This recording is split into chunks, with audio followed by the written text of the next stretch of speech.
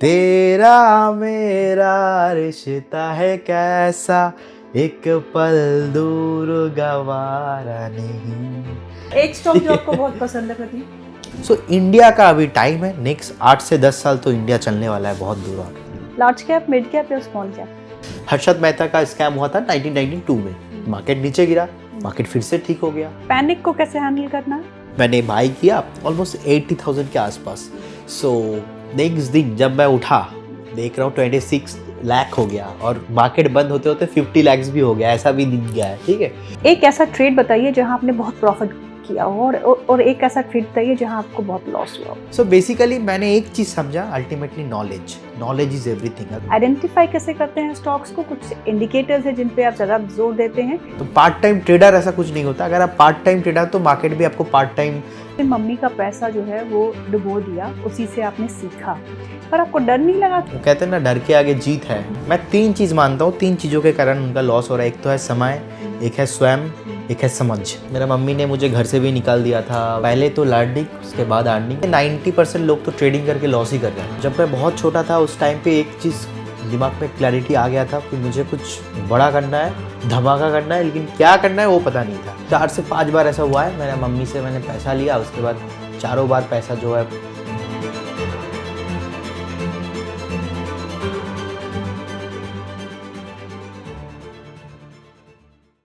Hello and welcome. Podcast series में आपका एक बार फिर से स्वागत है। आज हम जिस टॉपिक पे बात करेंगे वो आपके इंटरेस्ट का ज़रूर है, क्योंकि इस बाज़ार में यानी कि शेयर बाज़ार में जितनों को भी इंटरेस्ट होता है वो ट्रेडिंग को लेके होता है।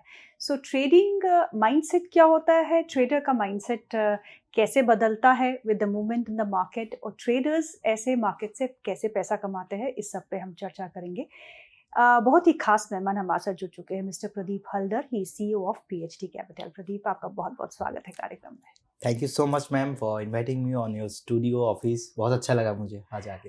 प्रदीप, दिल्ली में आपका स्वागत है, क्योंकि आप दिल्ली में पहली बार आए हैं। दिल्ली कैसा लगा आपको? पहली बार नहीं, पहला भी आया हूँ बहुत बार, लेकिन आपका ऑफिस में पहली बार आ रहा है। अच्छा लगा बहुत, लेकिन वेदर थोड़ा बहुत चेंजेस के कारण हेल्थ खराब हुआ है, बाकी तो बहुत अच्छा लगा। बिल्कुल प्रदीप, चलिए शुरुआत करते हैं हम। पहला मेरा सवाल तो यही होगा कि आपकी शुरुआत जो है, you are a successful trader. I will define you first. Trading को लेके आप बहुत पैशनेट है। ये जो आपका हैबिट है of being a trader, trading strategies, ये कहाँ से इनकलकेट किया, कहाँ से आपकी शुरुआत हुई? अपनी लाइफ जर्नी के बारे में कुछ बताइए। एक्चुअली मैम स्टार्ट हुआ था जब मैं 11 साल का था, तो उस टाइम पे फैमिली बैकग्राउंड उतना अच्छा नहीं था, एंड फैमिली में मतलब डेली अपना क्या खाना खाएंगे, क्या कपड़े पहनेंगे, सब लेके स्ट्रगल था बहुत। सो मुझे तो जब मैं बहुत छोटा था उस टाइम पे एक चीज़ दिमाग में क्लैरिटी आ गया था कि मुझे कुछ बड़ा करना है, धमाका करना है, लेकिन क्या करना है वो पता नहीं था। सो मैं किसी से सुना था एक बार कि स्टॉक मार्केट के बारे में, एंड उसके बाद मैं 2011-12 साल से पढ़ाई करना स्टार्ट किया। बहुत अलग अलग बुक मैंने पढ़ा, स्टॉक मार्केट के बारे में जाना। उसके बाद मैंने उस टाइम पे तो एज नहीं हुआ था, तो मम्मी के नाम पे एक अकाउंट ओपन किया था, डीमैट अकाउंट। तो ओपनिंग के बाद मम्मी के अकाउंट्स पे मैंने ट्रेडिंग स्टार्ट किया। तो 4 से 5 बार ऐसा हुआ है, मेरा मम्मी से मैंने पैसा लिया, उसके बाद चारों बार पैसा जो है पूरा डुबाया, ज़ीरो किया। मतलब लाखों का नुकसान मैंने किया, और भूख था स्टार्टिंग से कुछ बड़ा करना है। बहुत लंबा स्टोरी है मेरा। मतलब मैंने सब्जी बेचा, उसके बाद मैंने जो डे लेबर का काम है मैंने वो किया। और क्योंकि मिडिल क्लास फैमिली में क्या होता है, पढ़ाई का खर्चा भी वो नहीं आता है। 200 रुपया भी मंथली वो प्राइवेट ट्यूशन का फीस देना बहुत मुश्किल हो जाता था फैमिली में। तो वो सारा जो प्रॉब्लम होता है वो मैंने झेला है। तो स्टार्टिंग से ही ना मेरे अंदर एक भूख था, पैसा कमाना है और जो है बढ़िया कुछ करना है। एंड जब मैंने खुद लॉस किया उसके बाद से एक डेडिकेशन आ गया कि अब तो इस मार्केट में मुझे देखना है कि एटलीस्ट एंड तक क्या है। और ऐसा मैं देख रहा था बहुत सारे लोगों के साथ ऐसा हो रहा है। बहुत सारे उस टाइम पे फ्रॉड कंपनीज जो एडवाइजरी कंपनी चलाते थे इंदौर में, उनका कॉल आता था जी। मैं भी उनको पे किया था, एंड मेरे को भी मतलब लॉस वगैरह करा दिया था। उसके बाद जाके फुल्ली डेडिकेशन के साथ मतलब मैं फॉर्म में आ गया था कि अब तो छोड़ूंगा नहीं, मैं देखना ही है मुझे इस इंडस्ट्री में क्या है। बस ऐसे ही जर्नी स्टार्ट हुआ था। तो बिल्कुल आपकी जर्नी जो है बहुत इंटरेस्टिंग रही है, बहुत स्ट्रगल्स देखी है आपने और चैलेंजेस के साथ आपने उनको फेस किया है और आप इसी मुकाम पे पहुंचे हैं कि आपकी अपनी कंपनी है। ट्रेडिंग ही क्यों? देखिए, आई मीन कोई मार्केट से पैसा बनाना आसान नहीं होता। सो एक ट्रेडर के ट्रेड्स क्या होते हैं? कौन से ऐसी चीज़ें होती हैं जो एक ट्रेडर में होनी चाहिए सक्सेसफुल होने के लिए? देखिए यहाँ पे मैं एक चीज बोलूंगा, trading also good, investing also good, both is good but both is different thing and अलग अलग लोगों का अलग अलग इंटरप्रिटेशन रहता है मार्केट में कि बहुत सारे एक्चुअल में आप देखेंगे 90% लोग तो ट्रेडिंग करके लॉस ही कर रहे हैं बिकॉज ऑफ द उनके पास, मैं 3 चीज मानता हूँ, 3 चीजों के कारण उनका लॉस हो रहा है। एक तो है समय, एक है स्वयं, एक है समझ। ये 3 चीज है ना, मतलब बहुत इंपॉर्टेंट है। मतलब समय, टाइमिंग, उनके पास टाइम है या नहीं है नहीं है मार्केट में, टाइम वो ठीक से एडजस्ट नहीं कर पा रहे। सेकंड थिंग समझ और समय बहुत इंपॉर्टेंट है, ये तीनों चीज। तो मुझे लगता है कि अगर कोई भी आदमी ये 3 चीजों के ऊपर काम करता है तो ट्रेडिंग उनके लिए बहुत आसान हो जाता है। अब ट्रेडिंग ही क्यों, मुझे लगता है कि अलग अलग लोगों का अलग अलग जो एक व्यू है ना, कि मेरे पास टाइम है, कि बहुत सारे लोग बोलते हैं कि मैं पूछता हूँ कि आप क्या फुल टाइम ट्रेडर हो या पार्ट टाइम, बोलते हैं कि मैं पार्ट टाइम ट्रेडर हूँ। तो पार्ट टाइम ट्रेडर ऐसा कुछ नहीं होता। अगर आप पार्ट टाइम ट्रेडर तो मार्केट भी आपको पार्ट टाइम मतलब मार्केट से बाहर कर देगा। सो मैं तो बिलीव करता हूँ इन्वेस्टिंग पे, एटलीस्ट शॉर्ट टर्म ट्रेडिंग करो, इंटरडे फ्यूचर ऑप्शंस वाला मत करो। मतलब मैं जो करता हूँ बेसिकली स्विंग करता हूँ मैक्सिमम, क्योंकि स्विंग में क्या होता है, आपके पास वो टाइम रहता है। मान लो कोई भी स्टॉक्स, अगर आप अच्छे स्टॉक सिलेक्ट कर पाए हो, थोड़ा बहुत नीचे भी आ रहा है ना तो कुछ प्रॉब्लम नहीं होता है, कि आप उसको होल्ड कर पाते हो और बाद में अगर ऊपर आता है तो बेच दो। अच्छे से फंडामेंटल सीखो और टेक्निकल को जानो, उसके बाद जाके निवेश करो। तो trading is good but not for everyone, so you have to very clear about that कि आपके लिए क्या सही है, क्या नहीं सही है। तो प्रदीप, आपने कहा कि आपने अपनी मम्मी का पैसा जो है वो डुबो दिया, उसी से आपने सीखा, पर आपको डर नहीं लगा कि एक बार डुबोने के बाद कि मैं फिर से इस मार्केट में नहीं क्या जाऊंगा? होता है ना, जब आप यंग रहते हो आपके अंदर जोश बहुत रहता है। जोश में वो जो होश खोने वाला सिचुएशन है ना, मेरे साथ भी ऐसा हुआ था कि 2 बार 3 बार 4 बार बाद में मेरा मम्मी ने मुझे घर से भी निकाल दिया था। उसके बाद मैं तो बाहर था, अलग अलग काम किया, स्ट्रगल किया बहुत। सो एक तो डर हुआ था, लेकिन वो कहते हैं ना डर के आगे जीत है, तो ऐसा ही हुआ मेरे साथ। तो डर पे काबू कैसे पाया?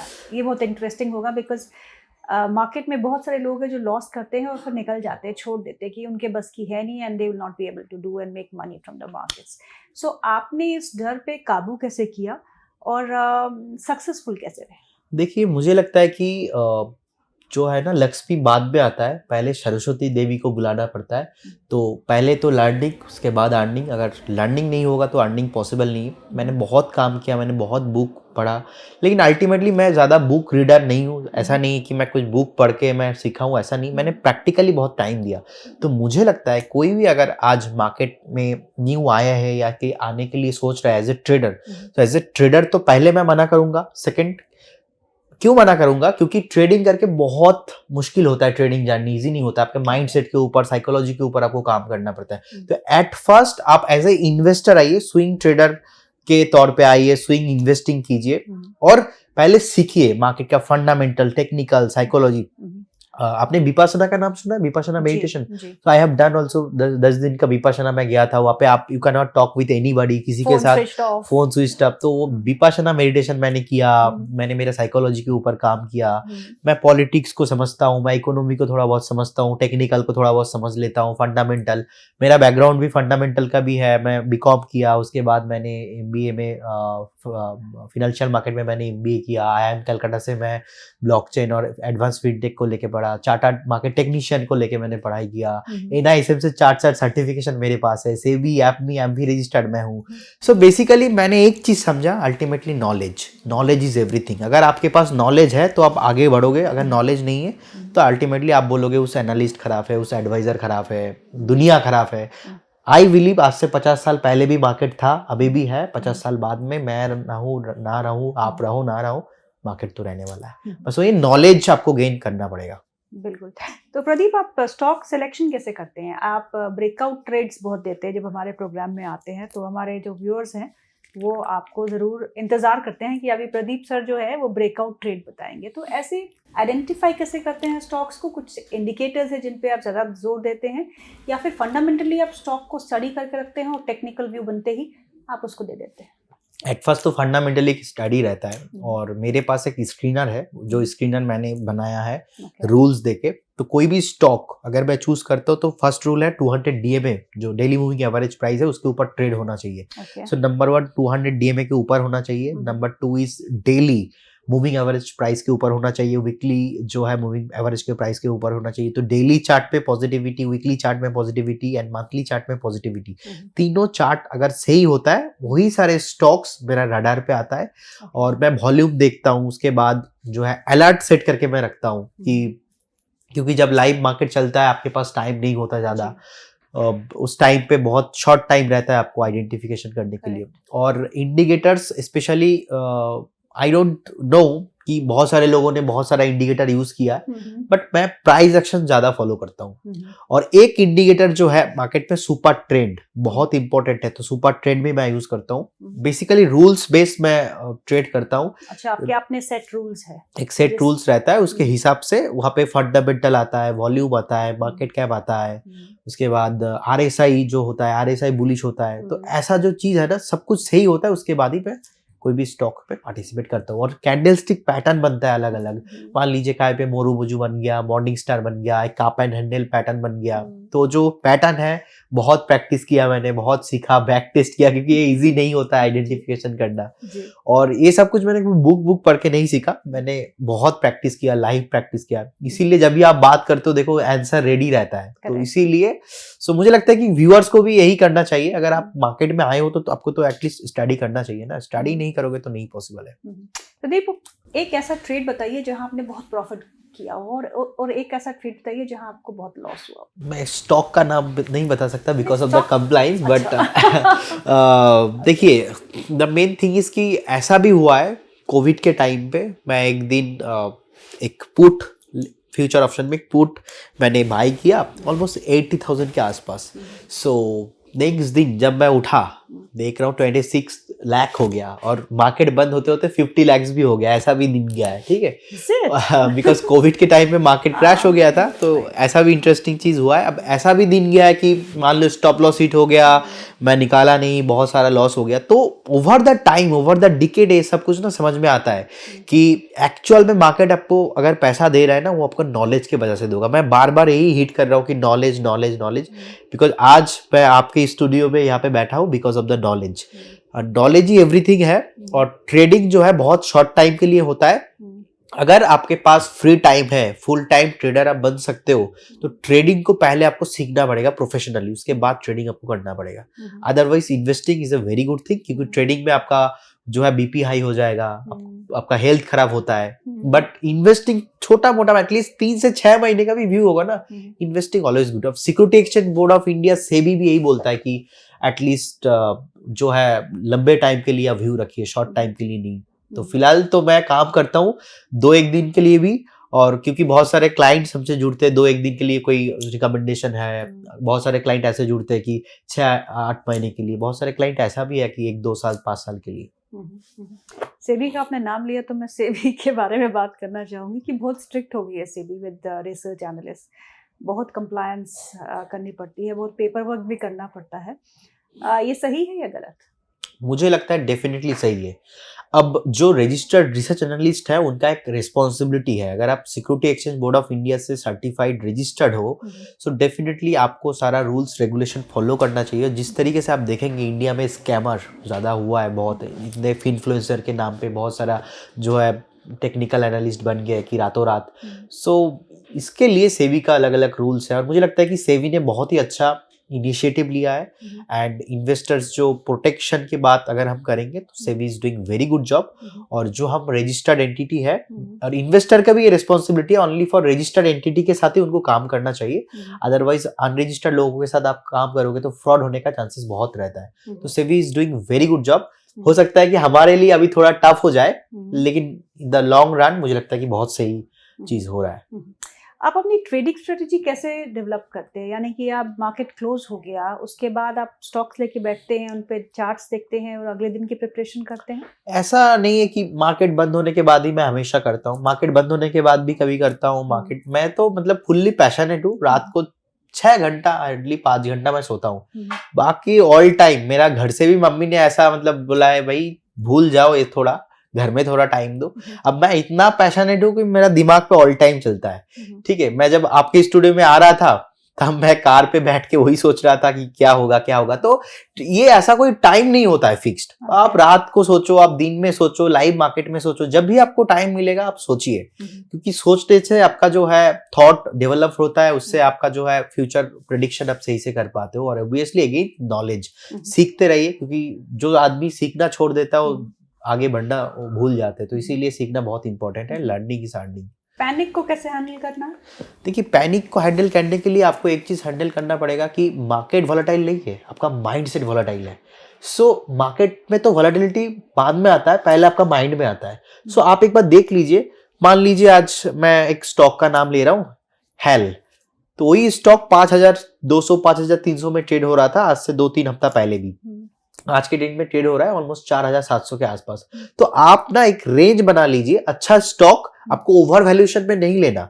आप पैनिक तभी करोगे जब एक अच्छा स्टॉक को और अपना बहुत बढ़िया एकदम टॉप पे जाके आप खरीदोगे, क्योंकि बहुत सारे लोग ने आपको देखा है येस बैंक 300 पे लेके आज भी बैठा है, बहुत सारे लोग पीसी ज्वेलर आज भी 200 पे लेके बैठा है, बहुत सारे लोग भकरंगी को लेके भी आज बैठा है। सो आपको निकलना चाहिए कोई भी स्टॉक से, वो एग्जिट स्ट्रैटेजी होना चाहिए। जैसे कि ऑफिस में आप किसी को हायर कर रहे हो, उससे पहले हायरिंग से पहले फायरिंग आप सेट कर लो, तो फिर वो जो होता है ना इजी हो जाता है। नहीं तो बाद में आप उनको मना नहीं कर सकते, टर्म्स कंडीशन नहीं होगा। वैसे ही same rule to stock market. आप पैनिक तभी करोगे जब आपको एग्जिट पता नहीं होगा। आपको एग्जिट पता होना चाहिए। एग्जिट पता होगा स्टार्टिंग में तो फिर कोई प्रॉब्लम नहीं है। एग्जिट पता कैसे होगा? आप एग्जिट, हाँ एग्जिट पता होगा। इसके लिए आपको थोड़ा मार्केट के बारे में जानना पड़ेगा। देखो, कल मैं तो ऐसा मानता हूं मैम, कल क्या होगा किसी को नहीं पता, और जिस दिन पता चल जाएगा उस दिन मार्केट ही बंद हो जाएगा।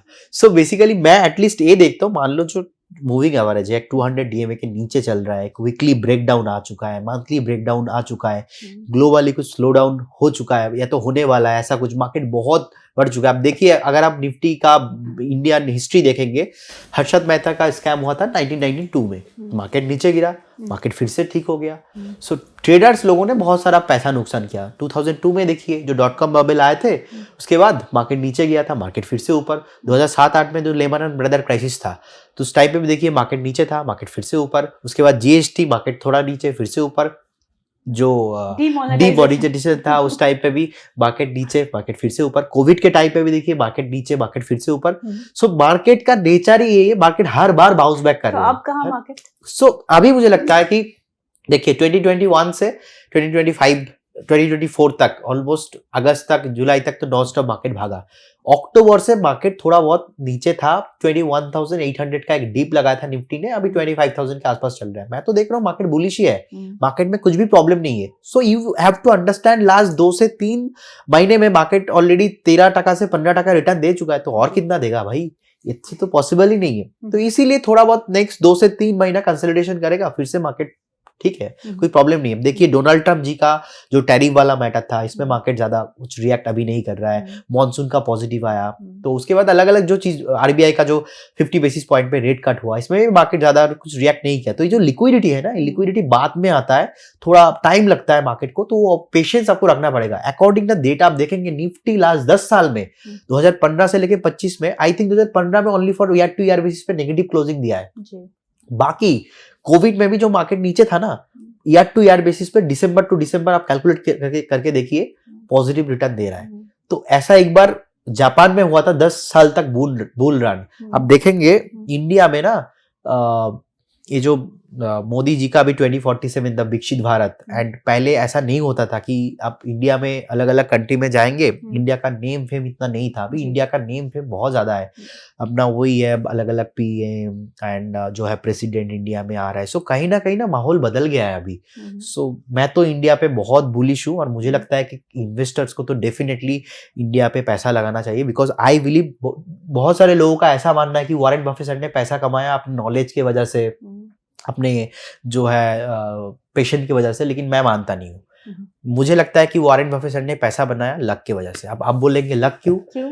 बिकॉज वॉरेन बफे सर ने अगर उस जमाने में पाकिस्तान या बांग्लादेश में इन्वेस्ट किया होता तो आज वॉरेन बफे नहीं बन पाता, राइट? तो लक क्यों? दिमाग तो लगाया ना उन्होंने, नहीं किया। हाँ, तो इसीलिए ना ये आपको समझना पड़ेगा कि अभी ये इंडिया का जमाना चल रहा है, दौर चल रहा है, इंडिया का पोटेंशियल अभी है।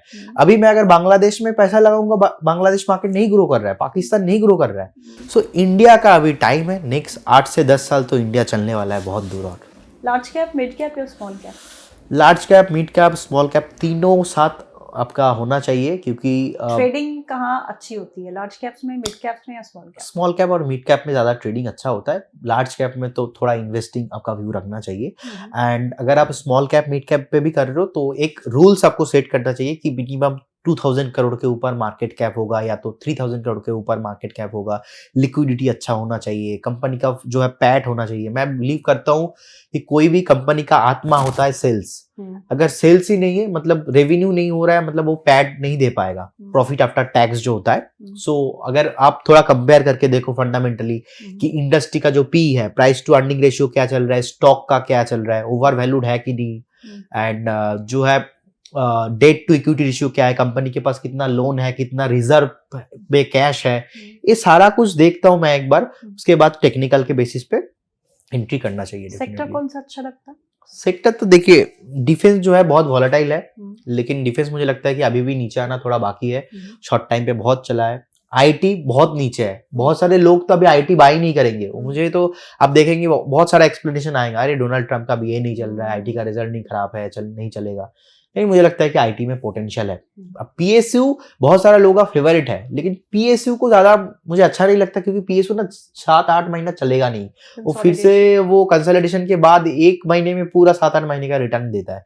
सो आई थिंक सीमेंट सेक्टर अभी चला नहीं, देखिए पावर सेक्टर अभी चला नहीं, तो पावर सेक्टर में पोटेंशियल है। और मुझे लगता है कि आईटी में पोटेंशियल है। रेलवे, विकसित भारत जो डिफेंस एंड रेलवे सेक्टर, यहाँ पे भी पोटेंशियल है, लेकिन ये थीमेटिक हो रहा है। सो आपको ना डाइवर्सिफाइड करना पड़ेगा again portfolio, and long term view रखिए।